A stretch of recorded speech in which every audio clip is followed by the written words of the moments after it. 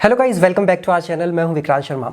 Online cashback credit card सबसे ज़्यादा favourite होते हैं लोगों के, बट अब इन क्रेडिट कार्ड्स पर प्रॉब्लम देखने के लिए मिल रही है क्योंकि मोस्टली हम लोगों के पास दो ही मेजर ई कॉमर्स प्लेटफॉर्म्स है जहां से हम अपनी शॉपिंग करते हैं, या तो अमेजोन या फिर दूसरा है फ्लिपकार्ट। एंड फ्लिपकार्ट काफ़ी स्टेक अपना होल्ड करके रखा हुआ है ऑनलाइन ई कॉमर्स प्लेटफॉर्म्स में, क्योंकि काफ़ी सारे जो प्रोडक्ट्स हैं, हम इलेक्ट्रॉनिक्स के इस तरीके के प्रोडक्ट्स हम परचेज करते हैं फ्लिपकार्ट से, क्योंकि वहाँ पे डिस्काउंट ठीक ठाक मिल जाते हैं एंड अवेलेबिलिटी अच्छी होती है इलेक्ट्रॉनिक प्रोडक्ट्स की। बट यहाँ पर प्रॉब्लम आ रही है cashback SBI credit card users को and Swiggy HDFC bank credit card users को। जैसा कि आपको पता है कि 5% का कैशबैक देता है आपका कैशबैक एसबीआई कार्ड जब आप ई कॉमर्स प्लेटफॉर्म पर अपने कार्ड से स्पेंड करते हैं। एंड सिमिलरली आपका जो स्विगी क्रेडिट कार्ड है वो भी 5% का कैशबैक देता है, बशर्ते कि यहाँ पर जो लिमिट है वो 1500 रुपीज़ की मिलती है पर मंथ आपके स्विगी कार्ड पर एंड 5000 रुपीज़ की मिलती है आपके कैशबैक एसबीआई कार्ड पर। बट सबसे बुरी बात यह है कि इन कस्टमर्स को 5% कैशबैक फ्लिपकार्ट पर मिल ही नहीं रहा। बहुत टाइम से बहुत सारे लोग मुझे अप्रोच कर रहे थे इस चीज़ पर वीडियो बनाने के लिए कि जब वो फ्लिपकार्ट पर अपने कैशबैक एसबीआई कार्ड से स्पेसिफिकली जो एचडीएफसी स्विगी का है, ये मैटर भी देखने के लिए मिला मुझे, क्योंकि मेरे जो एक व्यूअर हैं काफ़ी वो सपोर्टिव हैं, देव ज्योति उनका नाम है। उन्होंने सारा का सारा डेटा मेरे साथ शेयर किया, जिसको मैंने इवेलुएट किया, रिसर्च किया, जिसके बाद पाया कि सच में वो सिर्फ अकेले नहीं है, बहुत सारे लोगों के साथ ऐसा हो रहा है। तो ये इन्फॉर्मेशन मुझे अमित ने दी, देव ज्योति ने दी, अरिजीत एंड पार्थ विश्वास, इन सभी लोगों ने मुझे इन्फॉर्म किया कि कैशबैक एसबीआई कार्ड पर ये देखने के लिए मिल रहा है। जैसे कि देव ज्योति ने यहाँ पर 2 मोबाइल फ़ोन परचेज किए थे, फ्लिपकार्ट से परचेज किए थे अपना कैशबैक एसबीआई कार्ड यूज़ करके। जो एविडेंसेस है वो मेरे पास है, जैसे कि आप स्क्रीनशॉट्स में देख भी सकते हैं। यहाँ पे स्टेटमेंट भी है एंड यहाँ पर जो फ्लिपकार्ट का प्लेटफॉर्म है उसके भी स्क्रीनशॉट्स हैं। बट जब इन ट्रांजेक्शन्स को किया गया कैशबैक एसबीआई कार्ड से एंड मोबाइल फ़ोन्स परचेज किए गए, तो यहाँ पर भाई को कैशबैक ही नहीं मिला, क्योंकि जब इस चीज़ के लिए एस्केलेट किया एंड एसबीआई की टीम से बात किया गया तो उन्होंने बताया कि जो स्पेंड्स किए गए हैं एक पर्टिकुलर एमसीसी पे किए गए हैं, यानी कि जो एमसीसी इन लोगों ने बताया है 5942, ये जो फॉल करता है ये बुक स्टोर में करता है।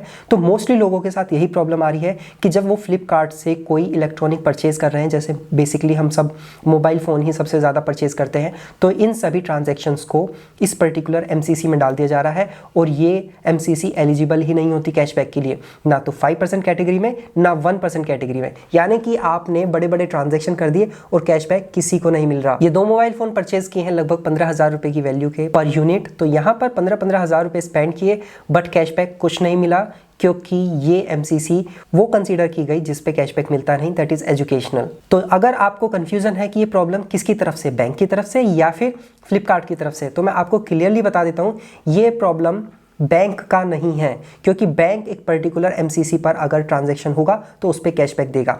अब डिपेंड ये करता है कि मर्चेंट कौन सी एमसीसी को लेके बैठा हुआ है। तो फ्लिपकार्ट ये गड़बड़ कर रहा है एंड फ्लिपकार्ट जो आपके बैंक से उनको शो कर रहा है कि जो पर्टिकुलर ट्रांजैक्शन हुआ है ये इस पर्टिकुलर 5942 एमसीसी है, इस पे स्पेंड किया गया है, तो यहाँ पर कैशबैक नहीं मिलेगा। अब समझ नहीं आ रहा कि फ्लिपकार्ट ऐसा क्यों कर रहा है।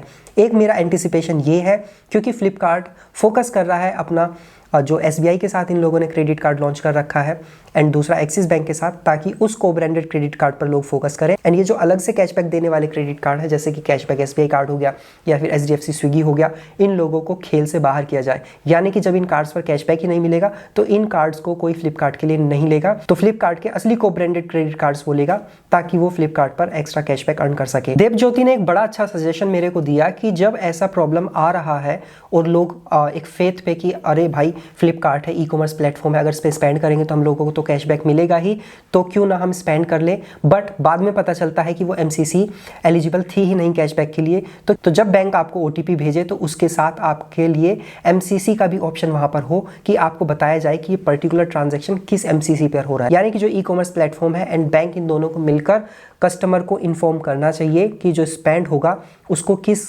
कैटेगरी में कंसीडर किया जाएगा, यानी कि किस एमसीसी में फॉल करेगा, ताकि जो इनोसेंट कस्टमर है उसको ऐसा झटका ना लगे कि वो एक फेथ पर स्पेंड कर रहा है और लास्ट में आकर उसको कुछ भी नहीं मिल रहा, क्योंकि बैंक तो अपना पल्ला झाड़ दे रहा है ये बोल के कि भैया ये एमसीसी एलिजिबल है ही नहीं, क्योंकि हमने तो अपनी वेबसाइट पे मेंशन किया हुआ है। और जो फ्लिपकार्ट जैसे प्लेटफॉर्म्स है, इन लोगों के पास इतनी इन्फॉर्मेशन नहीं होती, तो कस्टमर को ये बहला देते और कह देते आप बैंक से जाके पूछिए, हमें नहीं पता। तो ऐसा नहीं चलेगा। आप जो मिस रिप्रेजेंटेशन नहीं कर सकते, आपको स्पेसिफिकली बताना चाहिए ताकि जो कस्टमर है उसका फेथ है वो रिस्टोर हो। आपके क्या कर रहे हैं, आप उसके फेथ को ब्रेक कर रहे हैं और वो नुकसान उठा रहा है, क्योंकि उसके पास अदर ऑप्शन थे। वो आपसे क्यों परचेज करता, वो किसी और प्लेटफॉर्म से जाके परचेज करता, तो इनडायरेक्टली आपने उसको नुकसान पहुंचाया है। एंड सिमिलर प्रॉब्लम देखने के लिए मिल रही है स्विगी एचडीएफसी क्रेडिट कार्ड पर भी। जब फ्लिपकार्ट से 2 प्रोडक्ट परचेज किए गए, जिसमें ओप्पो के 2 मोबाइल थे, तो एक 19,000 का था, एक 17,000 का था। तो जब ये दोनों ट्रांजैक्शन सक्सेसफुल हुए एंड स्टेटमेंट जनरेट हुआ, तो पता चला कि इन पर सिर्फ 1% कैशबैक मिला है, क्योंकि ये भी इन एलिजिबल एमसीसी में फॉल करते हैं। यानी कि इस एमसीसी पर सिर्फ जो एचडीएफसी स्विगी क्रेडिट कार्ड है वो 1% कैशबैक देता है। तो इस तरीके का फ्रॉड चल रहा है फ्लिपकार्ट की तरफ से। मैं बैंक की इसमें कोई गलती नहीं मानूंगा, बट बैंक को भी एक्शन लेना चाहिए कि उनके कस्टमर को पागल बनाया जा रहा है, क्योंकि बैंक्स पहले इन प्लेटफॉर्म्स के साथ अग्रीमेंट करते हैं कि हम आपके प्लेटफॉर्म पर अपने क्रेडिट कार्ड से ये कैशबैक प्रोवाइड करेंगे, बट ये जो प्लेटफॉर्म्स हैं ये बेवकूफ़ बना रहे हैं बैंक का भी और कस्टमर का भी। तो इन प्लेटफॉर्म्स के अगेंस्ट स्ट्रिंजेंट एक्शन लेना चाहिए।